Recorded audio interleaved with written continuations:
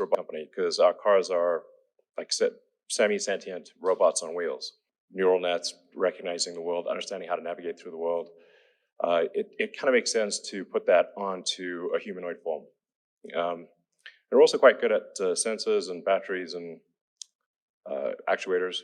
So we think we'll probably have a prototype sometime next year that basically looks like this. And it's intended to be friendly, of course, and navigate through a world built for humans and eliminate dangerous, repetitive, and boring tasks. We're setting it such that it is, at a mechanical level, at a physical level, you can run away from it. And most likely overpower it. So hopefully that doesn't ever happen, but you never know. It's around 5'8". Has sort of a screen where the head is for useful information, but it's otherwise basically got the autopilot system in it, so it's got cameras, got 8 cameras, and yeah.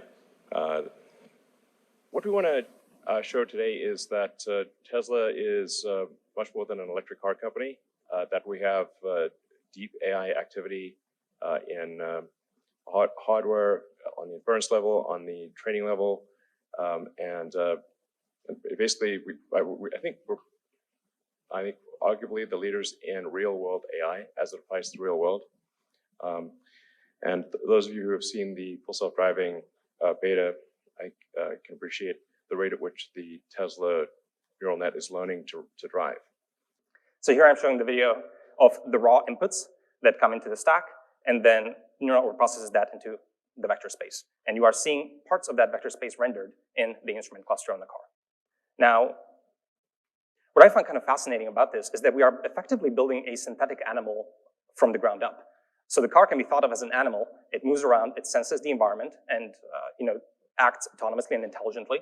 And we are building all of the components from scratch in-house. So we are building, of course, all of the mechanical components of the body, the nervous system, which is all of the electrical components, and for our purposes, the brain of the autopilot. And specifically for this section, the synthetic visual cortex. We are processing just individual image, and we're making a large number of predictions about these images.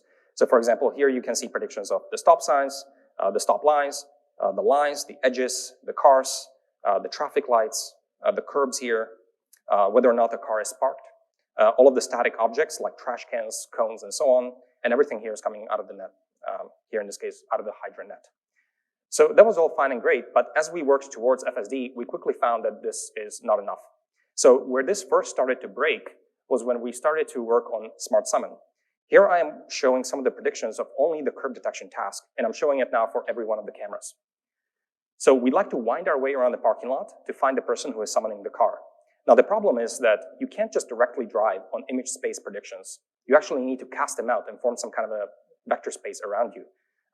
So we attempted to do this using C++ and developed what we call the occupancy tracker at the time. So here we see that the curb detections from the images are being stitched up across camera scenes, camera boundaries, and over time.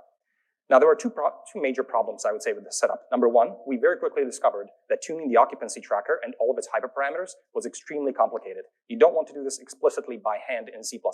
You want this to be inside a neural network and train that end to end. Number two, we very quickly discovered that the image space is not the correct output space.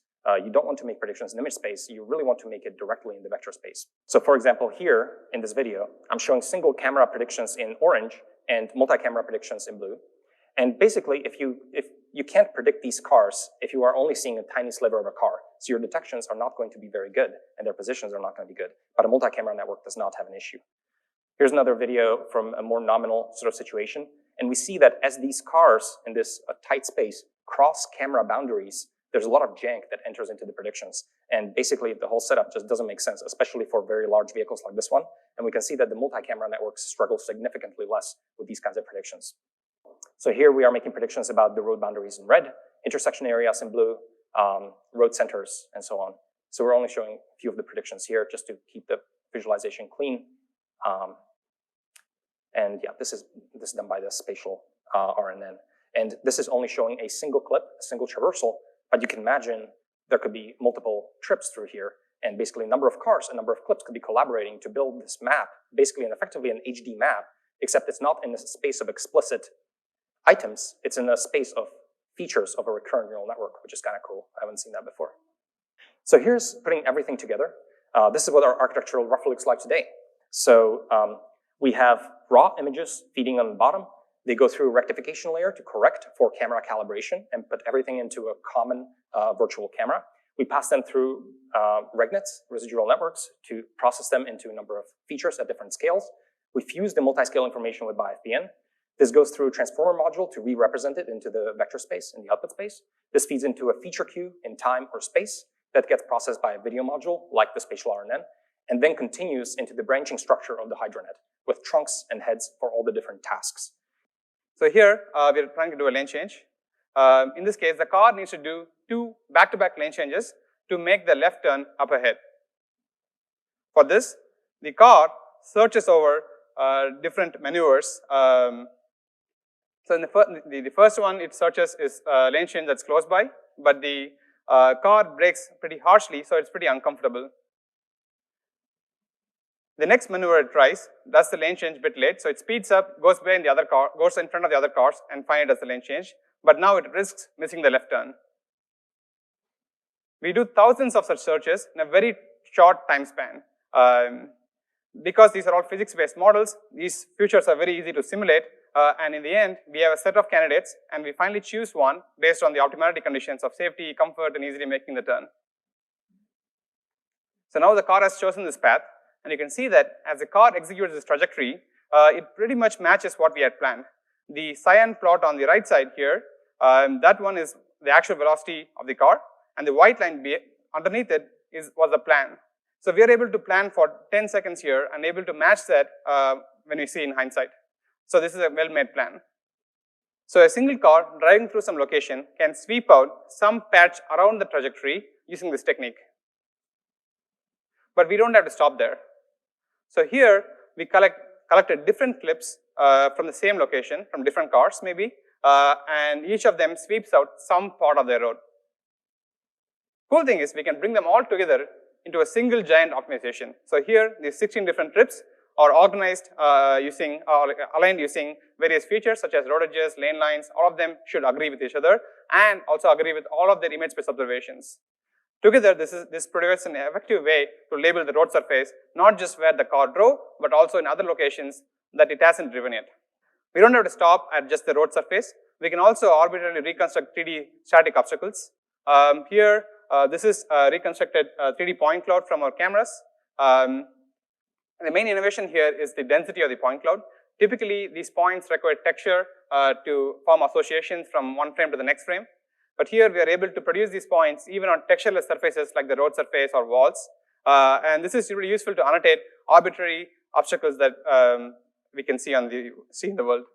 Combining everything together, we can produce these amazing data sets that annotate all of the road texture, all of the static objects, and all of the moving objects, even through occlusions, producing excellent kinematic labels. If we put all of it together, we get training optimized chip, our D1 chip. This was entirely designed by Tesla team internally, all the way from the architecture to GDS out and package. This chip is like a GPU level compute with a CPU level flexibility and twice the network chip level IO bandwidth. But we didn't stop here. We integrated the entire electrical, thermal, and mechanical pieces out here to form our training tile fully integrated, interfacing with a 52-volt DC input. It's unprecedented. This is an amazing piece of engineering. Our compute plane is completely orthogonal to power supply and cooling. That makes high bandwidth compute planes possible.